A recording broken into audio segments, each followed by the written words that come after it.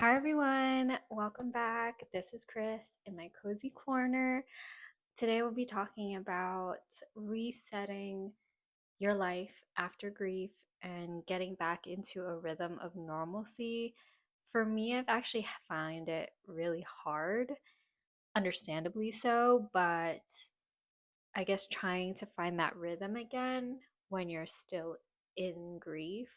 Maybe not in that acute phase of grief where you feel like your whole world is just crumbling, but the phase after where you're sad, but you still got to go to work, you still got to pay bills, you still have to write reports, and in the back of your mind, you're like, what is it all for?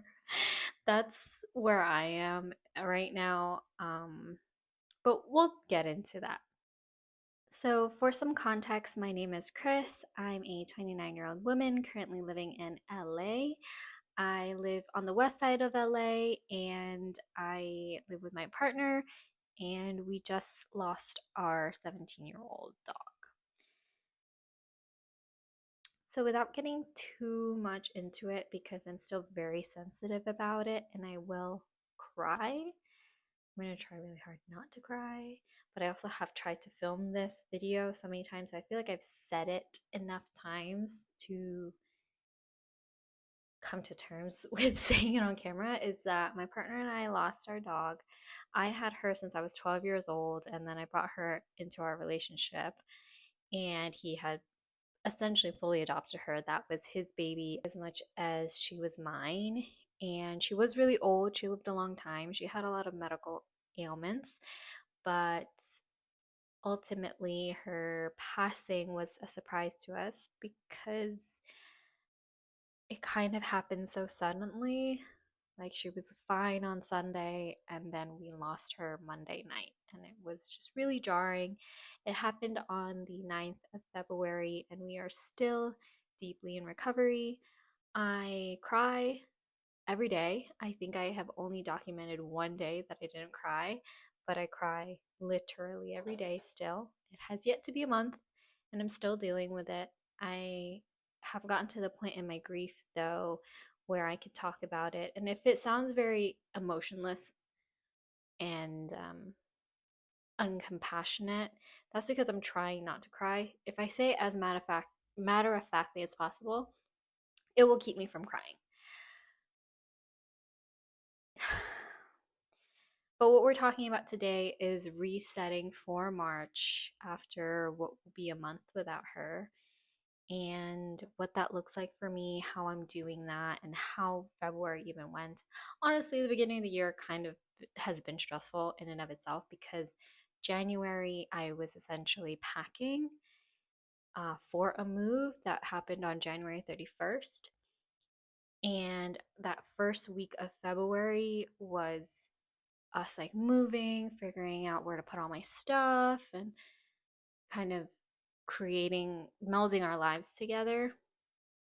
And then on the 9th, she passed away. So it kind of upended any kind of routine that I've had for essentially my whole life, and routine that he also had because we were at some point co parenting with her, trying to recreate routines that no longer exist or no longer have a reason to exist has been kind of difficult, because I used to wake up really early with her. We used to walk her like 4 times a day. My whole life revolved around her, and moving forward without that reason, it was really, really hard. I don't want to say she was my reason of living, but she literally was my why for a lot of things. All of my decisions filtered through, how does this affect Lady in any kind of way? And now I don't have that filter, and I'm trying to decide how to do that and how to move on with my life without her. Because ultimately, with grief, life will move on with or without you, and with or without the person you lost.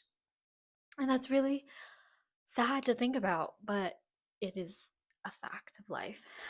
So coming to terms with that is difficult. I had goals coming into 2026 that for January I kind of put on the back burner only because of the move and how crazy and hectic it was and how stressed I was. So that took most of my January. I was still pretty active in January. I was pretty good with my finances in January, but come February, come her loss, a lot of those goals were put on the back burner. So I want to start this with like going over all my goals and how I plan to move into March with those. So in 2025, I wrote a list of goals in my journal, or start of 2026, I wrote a list of arbitrary goals that I wanted. And the beginning of January, mid January, I wrote it out and categorized them. Oh my God, sorry about the glare, into 4 different sections. So I can't zoom in here because of the glare. So I'll just go over it. I have mind, body, money, and social. So let's just go category by category. For mind, I have a several things, but a lot of it kind of circulate around a main idea of curbing my screen time. I had a really, really high screen time in 2025. I think I was just dealing with my own stuff, so I was kind of always on my phone. I did go through phases of not going on my phone, and then towards the end of the year, I kind of like went back on it, and it just comes in waves, my phone addiction. I think that's true with a lot of people that are self aware of their phone usage and their screen time, but still quite emotionally attached to the doom scroll. That's me. I go through waves. So I think the main goal for mind and my mental health was curb my screen time by filling time with other more enriching hobbies. In February, I did not really do that. As you can see, I have like paint here. I'm using a paintbrush to hold my um, mic, and I have like coloring. I have clay down here. I have coloring books. I have more mediums of art. And in February, I did not touch it. After I lost her, I wasn't creatively inspired. However, I will say I was journaling very regularly. Journaling definitely helped me to grieve. It gave me a place where I can talk to her and write letters to her, and I journaled as if I was talking to her directly. I put pictures of her. I do have a video that I filmed that first week of me journaling for her, and it felt very therapeutic to do that on camera and to share that with maybe the world. I don't know. I'm kind of sitting on it. I'm kind of scared to edit it more than anything, but it's there, and that has really helped me. And when I am really sad, I'll look back at those journaling pages and be like, this was so raw and so fresh, and I've come on the other side of that, and I don't feel as horrible as I did in these few pages, but I can't let go of the pain there. Like, I'm just not ready for that. So I think journaling regularly has saved my mental health this month. So I'm so glad I kept up with that. I also have my media and book journal. I didn't really watch anything of quality that made me want to add to my media journal. And also my Nat Geos weren't coming in um after the move, and I've just figured out how to do that. So that hasn't happened. But my book goal for this year was 26 books by end of the year. I actually thought I only read 1 book in February. It turns out when I was looking through, I was like, oh wait, I did read 2 books. I read Animal Farm and I read The Convenience Store Woman, and I enjoyed both. And I just don't remember because I think honestly February is a blur. Like I can't even remember. Thank God I wrote it down because I would have forgotten that I read that second book. But I did read, and 2 books per month is about my minimum to reach the 26 books by the end of the year. Honestly, I wasn't really finding joy in reading again. I felt like I was just reading to fill up my time. And I was honestly on my phone a lot this past month because I just didn't want to live in the moment. I didn't want to be coloring in the quiet, which is what I usually do, or painting in the quiet, which is what I usually do, because I didn't want to be alone with my thoughts. So I'm going to try in March to kind of bring that back into my daily, weekly ritual of just spending some time coloring or painting or puzzling. And I want to take you guys on that and puzzle with you guys. So that's the plan. And then the last goal for mental health is practice patience daily, which I think I've been really good about practicing it to myself and my partner, and just recognizing that patience with grief is what we need to survive it, just giving ourselves our grace and understanding that grief looks different for other people and is takes long to get past, and some days feel better. I describe it as there are bad days with good moments, and then there's good days with bad moments, and just it's just a mishmash of that right now. For March, I found this book in one of those street library things, the little fairy ones. You guys know what I'm talking about, where people like put books in and take books out. And I found this, The Power of Patience. So this is on my TBR. I just finished Toni Morrison's book Sula literally last night at 10 p.m. I couldn't put it down. I just had to finish it. So I finished that, and then now I'll be reading this physical book called The Power of Patience: How to Slow the Rush and Enjoy More Happiness, Success, and Peace of Mind Every Day. So I'm looking forward to that. The next section is body. So again, it was one of those things. I was not working out. I was not eating good. I was eating like shit. I was horizontal for about 2 weeks. I did enough just to like go to work and come back. And when I came home, I'm horizontal. And I just need to get better. I was have really big goals for this year, particularly for my 30th birthday. I want to be in the best shape I've ever been in. I don't think that will happen, only because who I was when I was in the best shape of my life previously, she used to pole dance, and I'm just not doing that anymore. But I want to feel better than I feel right now for my 30th birthday, I guess, is the more realistic goal. But saying I want to be in the best shape of my life at 30 is it sounds a little bit better. So in order to get there, I wanted to build a fitness regimen that fits in my schedule.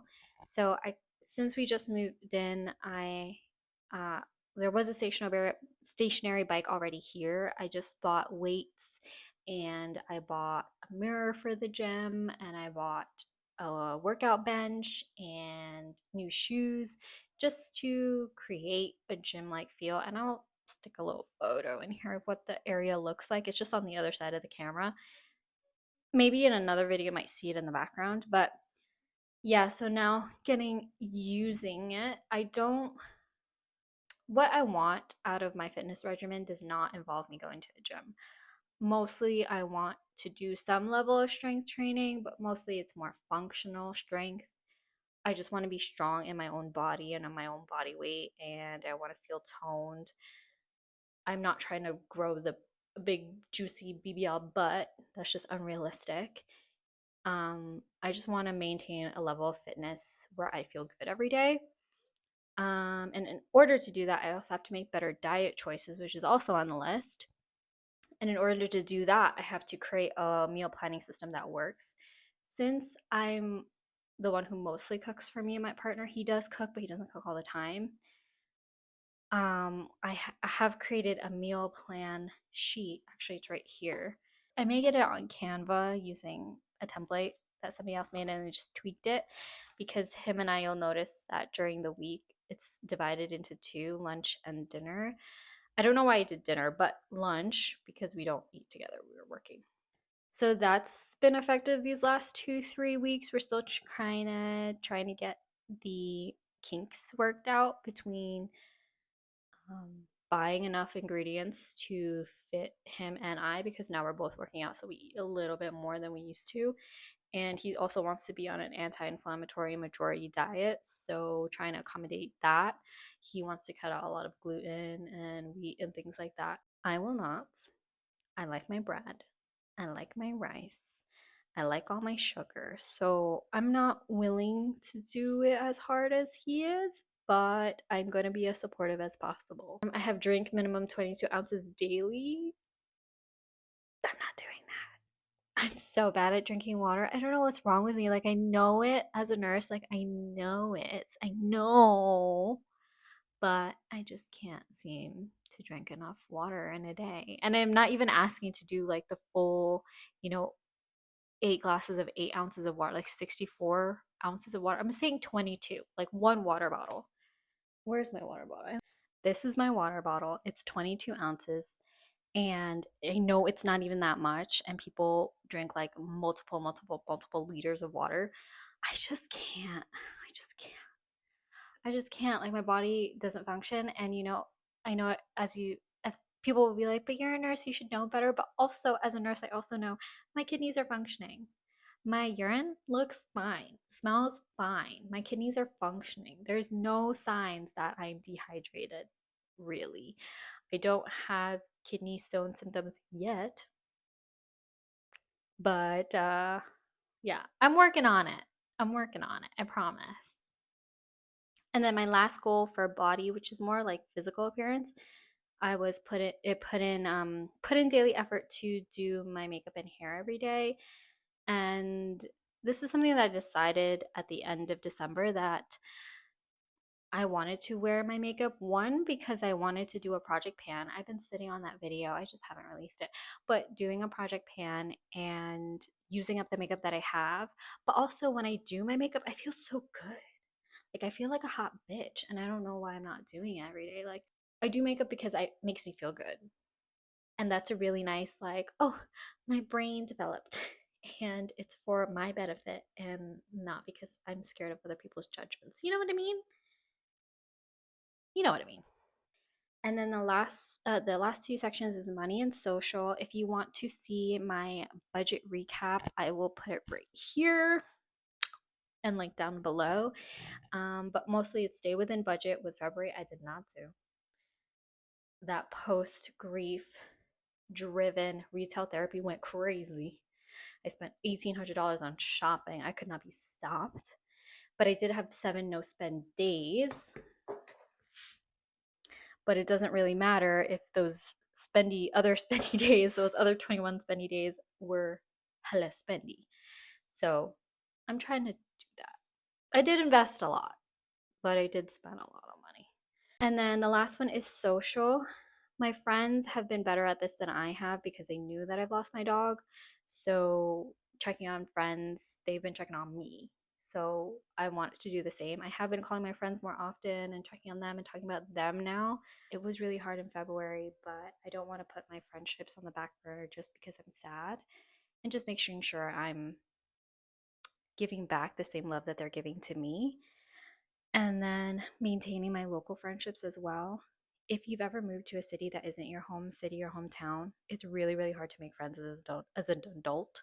So maintaining the friends that you have and putting the effort, because being part of a village is really easy if you're a villager. You know what I mean? And then the last one is strengthen my relationship. Unfortunately, a byproduct of our pet loss is that him and I are just super attached. And um, this has strengthened our relationship in a very unfortunate way. But we've seen each other through this grief and found love on the other side of it. So it's just another chapter in our story, but we miss her every day. So, as far as March, just making time for my friends, planning date nights with my partner, because it's only him and I, like every night kind of feels like date night, which sounds really nice and really romantic, but it honestly feels like that.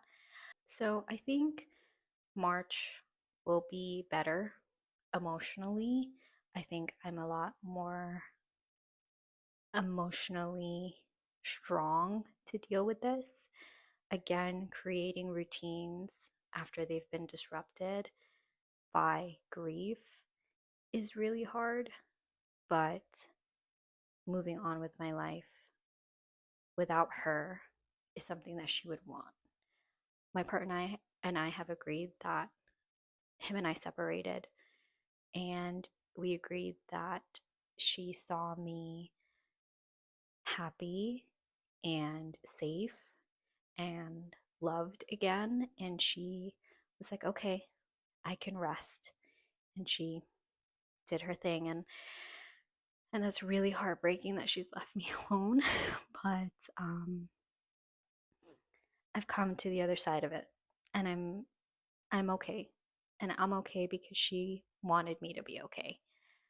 I'm really lucky to have been loved by such a beautiful little dog, but she's with her love of her life again, and I will always have her in my heart.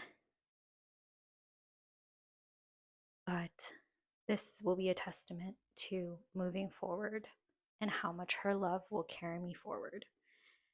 I hope you guys enjoyed this girl talk. I'll see you guys next time. Bye.